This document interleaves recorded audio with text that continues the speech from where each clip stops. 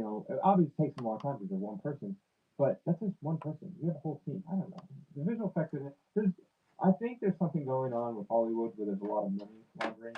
Personally, that's the only way that makes sense for these budget movies. It's the only thing because you can make an all CGI movie of 100 million, all CGI. I think Wild Robot, which is a great movie, I would suggest it. It's all CGI, and it's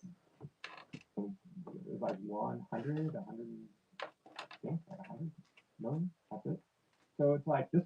I think the Craven movie was more than that, if I'm not mistaken. I think it was like 120, 130. But it's just ridiculous. I'm like, how? It's just Aaron Tyler Johnson is not commanding 20 million a movie. He's probably making a million to three. So yeah, it makes no sense. There's a lot of money laundering. I think a lot of people are getting just new houses and redoing their lawns and remodeling their bathrooms and it's part of the expense.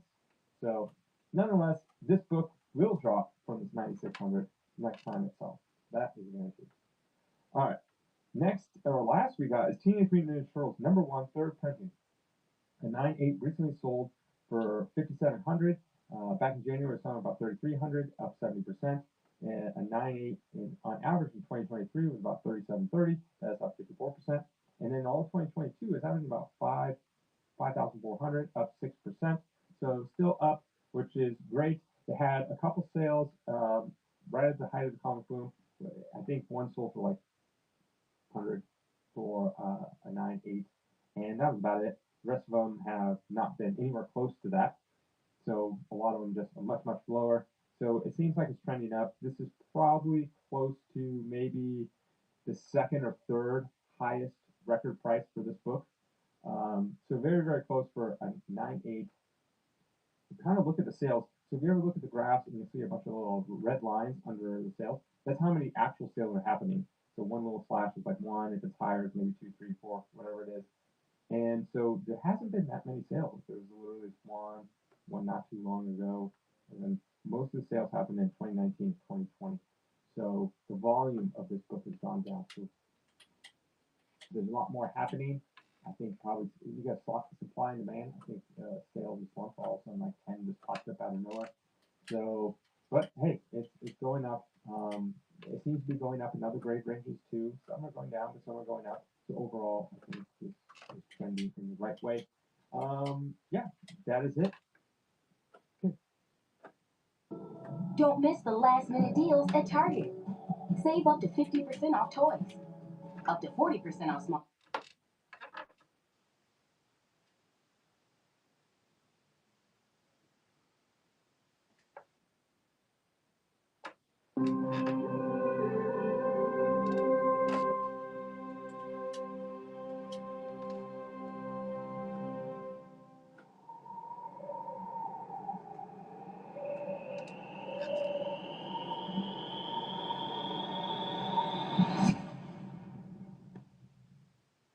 Welcome back, everyone. It's Charlie. Big surprise, James Gunn and DC released a new Superman teaser trailer with an even bigger trailer coming later this week. So, really great way to start your holiday break.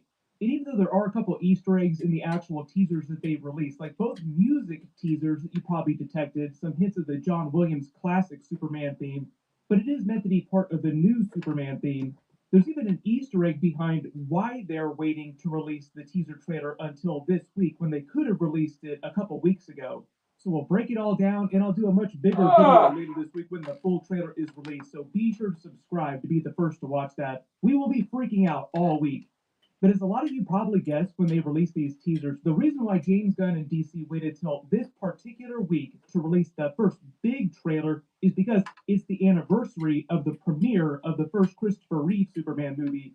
It was released in the United States December 15th, 1978, and it's December 16th as of me posting this video. The reason why they didn't release it on the actual 15th is because they wanted to wait right before the holiday weekend because everybody's going on break, all the kids are going to be out of school, and they're probably going to attach the trailer to the Sonic 3 movie, which is releasing in the United States on Thursday this week when the trailer is coming out.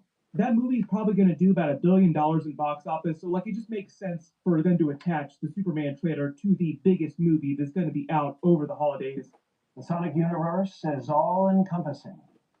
Only a fool would try to quantify it. And just from a pure marketing standpoint, it does make sense to hit people with something right before they go on break.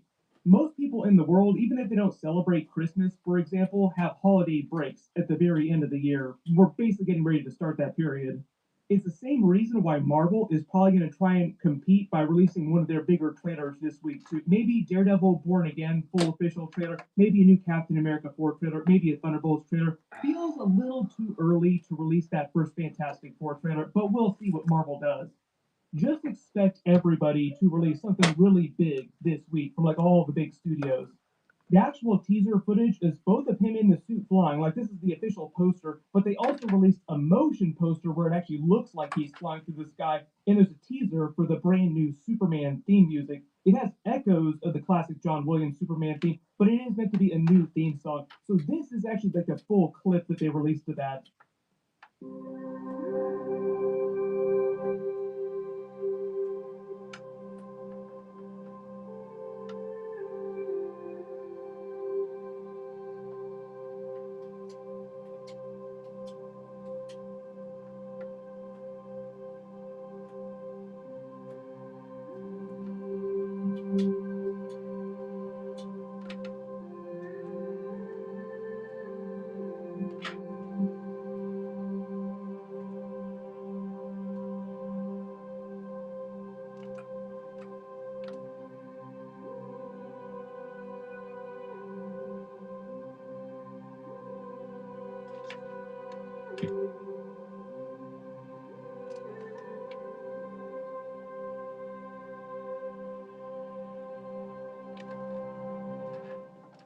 What they'll probably do is put like the full version of that theme music on the official trailer later this week, and then James Gunn will probably release it online, like the actual music itself.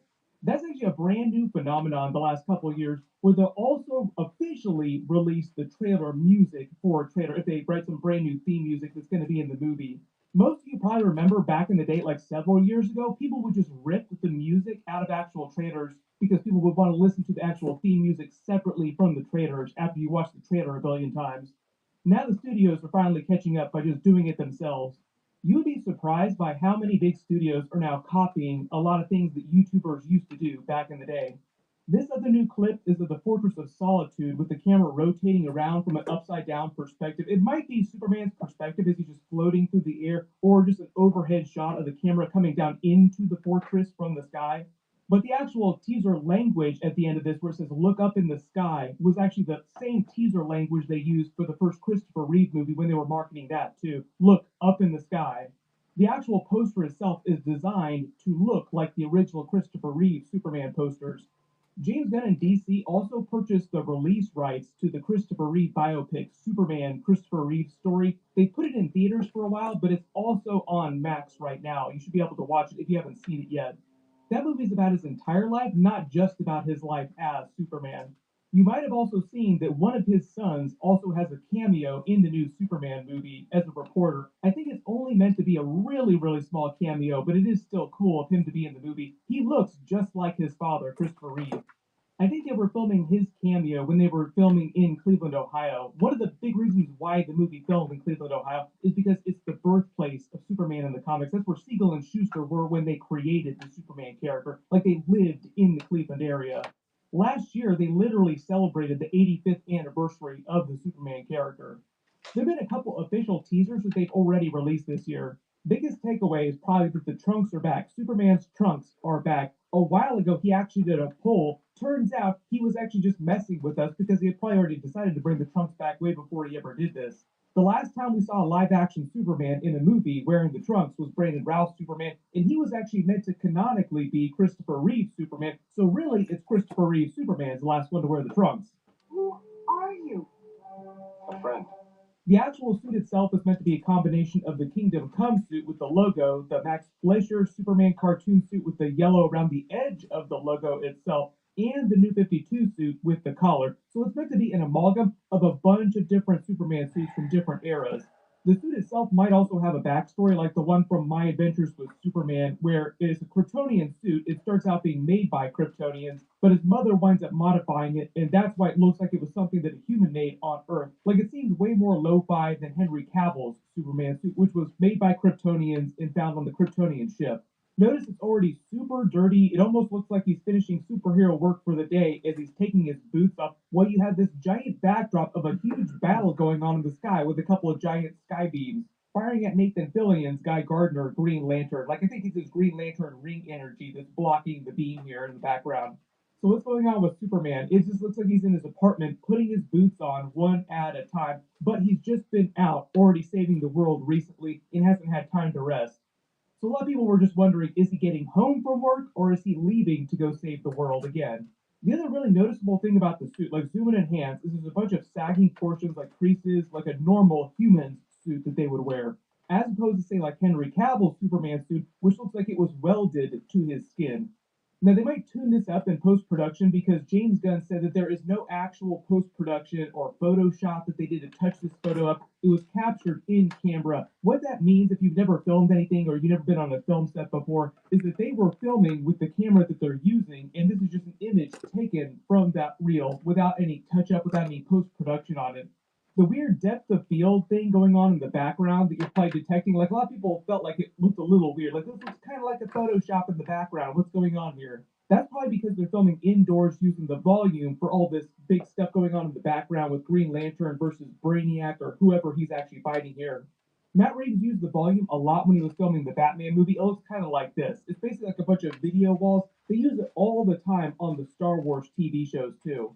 So if you just walked in and took a picture of Superman sitting in a chair, putting his boots on one at a time like a regular old Joe, in the background was this video wall, this is what it would look like, which is probably why this picture looks like this. It's meant to be more of a behind the scenes picture, not like an official photoshopped up picture like they usually release. We'll probably get a version of that sometime soon too, like him actually flying around or actually doing something out in broad daylight.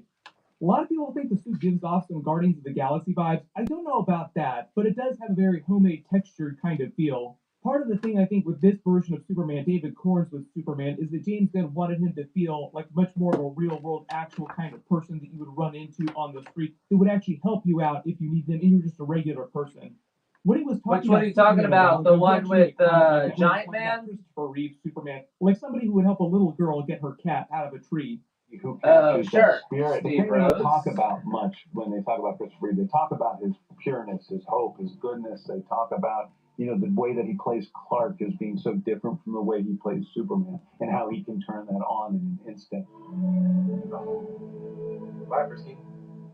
Well, now. But there's this playfulness about Superman. There's photos of it in the Buy It Now. So if you want to check it out in the Buy It Now, just One of the best parts of I got the movie. some photos and it explains the condition in detail. It's a VG minus, and I'm asking $40. One of the big differences with Henry Cavill's Superman is that Zack Snyder was really intent on turning Okay, him into thank this you. epic god level myth. A lot of Christianity myths too, like you have all these crosses with the concept art in the background too.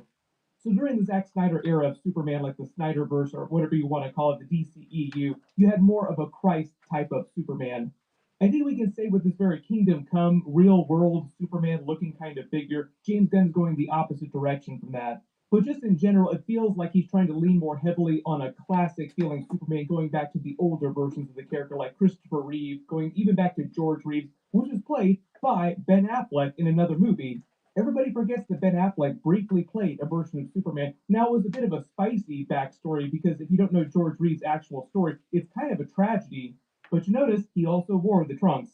Supposedly, the movie's also inspired by All-Star Superman, which is from Grant Morrison's run. Grant Morrison is one of the people who also talked about doing Superman is the character who had everyday types of problems, like a Superman who had God-level powers, but who also had to deal with everyday types of things.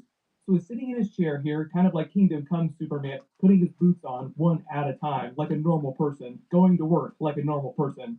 Everybody post all your reactions in my full Superman trailer video. We'll post later this week after they release it. Be sure to enable alerts for my channel so you don't miss any of that. Everybody click here for that full trailer. I'll update the link as soon as I post that video. And click here to learn about Henry Cavill's brand new Warhammer series, which seems like it is going to be absolute fire. Cannot wait to see it. Thank you so much for watching, and I'll see you guys in the next one.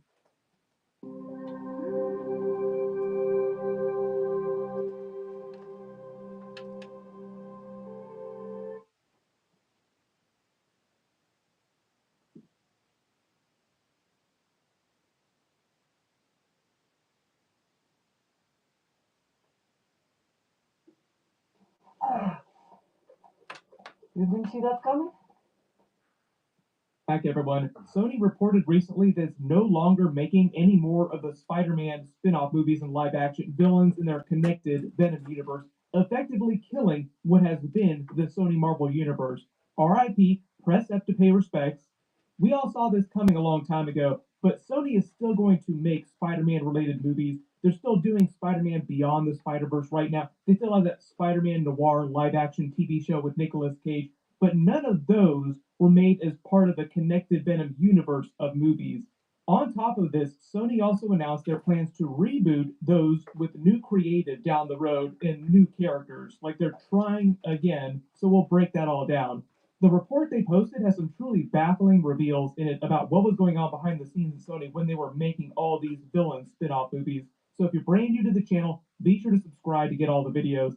There is that MCU Spider-Man TV show in January. I'll be doing episode videos for that. There's the Spider-Man Noir TV show. I'll be doing episode videos for that too, Beyond the Spider-Verse in a couple of years. I think we're all expecting that to be a banger. Like, it is possible for Sony to actually make good Spider-Man related things. It is possible. The real question is what happened with these Venom universe movies and why did it all go so bad over there if they were doing such great things with like the Spider-Verse movies, for example. These are the 6 movies, though, that are considered to be part of what we call the Sony Marvel Universe as it exists today. The Spider-Verse movies, for example, they were made by a totally different group of people inside Sony. Like Lord and Miller, who are the lead producers making those, have no connection to the Venom movies or like anything else that they were doing with the live-action movies. So that's why we don't include those when we're talking about the Sony Marvel Universe. Notice the different Rotten Tomatoes scores. It paints a real picture. Like even the Venom movies, which actually did earn some decent money for Sony, did very poorly from a critical perspective. And generally, it seemed like it was diminishing returns over time. Like they started strong and then just got worse and worse and worse slowly over time. The report claims that Sony takes their string of failures seriously and does intend to reboot with fresh creative, but they didn't say if they're firing a ton of people who were responsible for greenlighting these inside Sony or rushing them through production without giving them the time to fix the issues that they had. Really good example of this over in the Marvel universe is Captain America 4 Brave New World. It also had a ton of issues. They did 4 reshoots, making it super expensive for Marvel. It'll wind up being almost as expensive or more expensive than like Avengers Infinity War, by example. It sounds like in a lot of cases, Sony saw that there were stinkers that they were about to release and didn't care enough about them to actually send them back to reshoots and spend the extra money they needed to make them better. They're like, no, just release it the way it is. Who cares? How dare you suggest that this is a complicated tax scheme and we're just making these to hold on to the Spider-Man rights? One of the funnier claims during the report is that Sony insists that Morbius actually made money for them. But currently, as I said, they're not developing any more movies inside this connected universe, like no more villain spin-off movies at all. Right now, they're only doing the main Tom Holland Spider-Man 4 with Marvel in the MCU, Spider-Man Beyond the Spider-Verse, and that live-action Spider-Man Noir TV show, which Lord and Miller, the Spider-Verse people, were responsible for until they left the project. Right as the Craven movie was hitting theaters and they started to release all the box office reports about how much money it was going to lose, Sony released this damage control article made to make themselves look a little better. Like, no, no, no, we knew this was going to happen. Like, we planned for this. We're going to be rebooting things down the road. We understand what we did wrong now. How dare you suggest that Madam Web didn't make any money for us? Currently, the Craven movie is on track to do about $11 million opening weekend. For comparison, Deadpool and Wolverine, that also just came out, opening box office for that same period was $211 million. An extra $200 million on top of that number. The article they released does offer some explanations for what actually went wrong behind the scenes, and like some truly baffling creative decisions and conclusions that they came to in error. First off, a lot of people point to the lack of an actual Spider-Man showing up in any of these movies, causing people to care less about them in general, hurting ticket sales. I would say the Venom movies are evidence this isn't totally true. Like the Venom character in general was hitting the peak of its popularity in pop culture in the comics around the time that first Venom movie came out in theaters. Mostly thanks to Donny Cates' run and everything that he did through the King in Black storyline over the course of a couple years. Sony really got lucky with that. Like, they didn't know that he was going to be doing that with Venom when they made that first Venom movie. Like, they already planned to make a Venom spin-off movie. Then Donny Cates separately did his whole Venom run, making the character super popular, which really did help the Venom spin-off movie. With insurance before.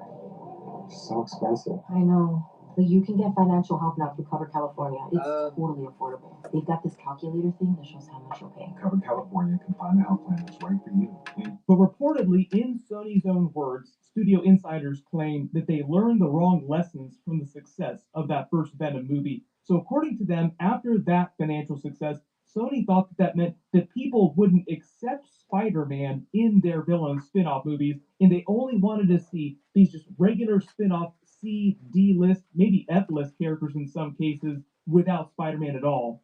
In their legal sharing deal with Marvel for the Tom Holland Spider Man character in those movies did not preclude them from using Spider Man in any of their movies. So they could have put Tom Holland in any of these movies at any point that they wanted to, but they thought that audiences would hate that and that it would hurt ticket sales, not help them, which is the most baffling possible conclusion you could take from any of this.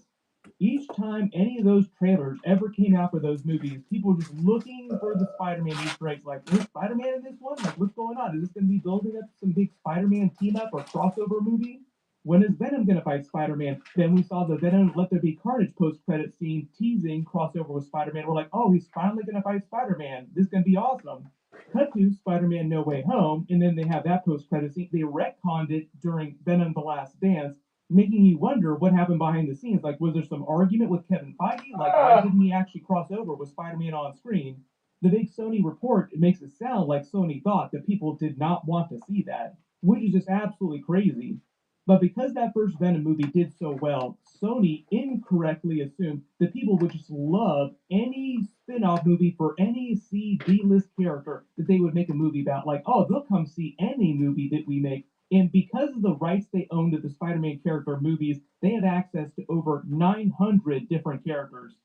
Some of the spin-offs that they were developing that we heard about were baffling, like the Hypno Hustler. Like, why would Donald Glover come back as the Hypno Hustler when he's already a version of the Prowler? Like, just bring the Prowler back. We saw that scene during Across the Spider-Verse. Why don't you just do stuff with that?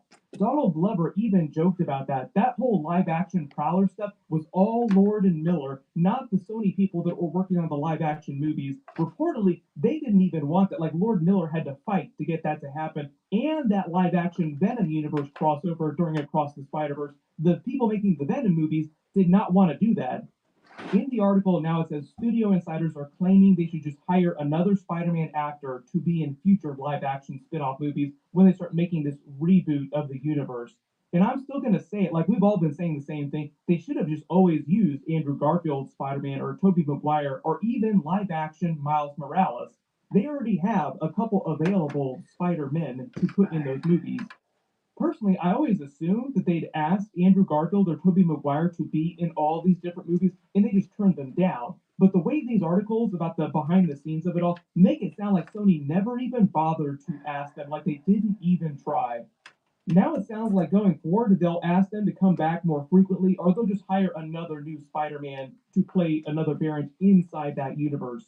The reason why they haven't just used live action Miles Morales yet is because Amy Pascal, producer on a lot of the bigger Spider Man movies and the Spider Verse movies, said that they're basically waiting till after they're done with his story in Beyond the Spider Verse. Then the character is already getting a live action movie that they're developing. So they're already planning on making that, but it won't be released till at least 2028, the rate they're going. Originally, what Sony had planned to do way back was to try and do trilogies for all these different Spider-Man spin-off movies, the way that Venom made it to a trilogy. Morbius trilogy, Madam Web trilogy, Craven trilogy, and so on. There were so many other canceled movies like the Black Cat, the Silver Sable movies that you remember hearing about. Same deal for them too. So it sounds like after the first Venom movie blew up, Sony just took the shotgun approach, like we'll just try movies for like every single character that we can think of. Instead of slowing things down when they started to have problems, they sped up and started to increase their output. Like, we'll fix it by releasing more and doing it faster, which sounds familiar because it's how Marvel got into trouble in the MCU the last couple of years by just releasing stuff way too fast without doing enough quality control on it. Now it sounds like Sony has had their come to Jesus moment and they're starting to realize, oh, we should probably do that same thing too. Separately, you probably also remember Sony was planning on creating a Sinister Six crossover movie, which would have had its own trilogy. That's what that whole Morbius post-credit scene was meant to set up. Then around the time they were making Venom: The Last Dance, I think Sony saw the writing on the wall, decided to pivot to the Noel God of Symbiote storyline for their big crossover event movies. They wanted their own version of Avengers Endgame. They wanted their own Thanos. That's basically who Noel is meant to be. Those would have led up to a larger crossover with the Spider-Man characters, and hopefully, I think that they wanted to use more MCU characters in crossover too. Like Sony really wants to connect their Venom universe to the MCU, all because the King in Black storyline in the comics was a line-wide crossover with the Avengers, the X-Men, everyone fighting him, even the Sentry character. Ever seen a wealthy person or a wealthy family or a jet owner? Like, I got a jet, I'm sorry, You ever done that, seen that, and wondered, what would they do? What did they do to get it? And number two, what would they do to get it all over again? Or could they even get it all over again? Were they just lucky? And it sounds like from the report, Sony was planning to do this soft reboot on their whole universe and just going forward, focus more on the Venom mythology and bring everything else together through that storyline in live action Miles Morales. And that's basically what the Venom The Last Dance post credit scene was meant to set up to give Tom Hardy an out if he didn't want to come back so they could move forward with another version of Venom. Or if they wanted to bring him back, they could still explain how they do that too. So it kind of sounds like they expected Craven to bomb at the box office before it came out, and they knew they were going to reboot the universe long before all this. Like, the reboot plan isn't something they just thought of now, and they're just telling everybody about. Like, they thought about this a long time ago.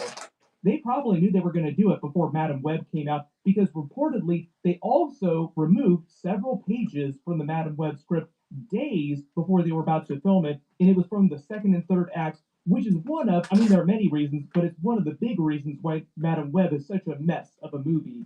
So it sounded like when Sony decided to pivot, they basically gave themselves a whole bunch of self-inflicted wounds, like the L is self-inflicted. Probably because they knew their whole grand design for the movies was going to be changing, and they were going to be pivoting to Venom, Noel storylines, the whole live-action Miles Morales of it all. They didn't say if any of the actors are going to be returning after the reboot or any of it's going to be canon. My assumption is they'll try to get Tom Hardy to come back to do more Venom, and they'll try to continue with the Noel storyline. But in general, they're just going to try like fresh slate with pretty much all of it. They will definitely continue to make Venom movies because they're the only real movies that actually made a ton of money in live action for them outside of the Tom Holland Spider-Man movies and the Spider-Verse movies. And instead of doing a ton of villain spin-off movies with C and D F-list characters, they'll mostly focus on live-action Miles Morales and just redo all of these villain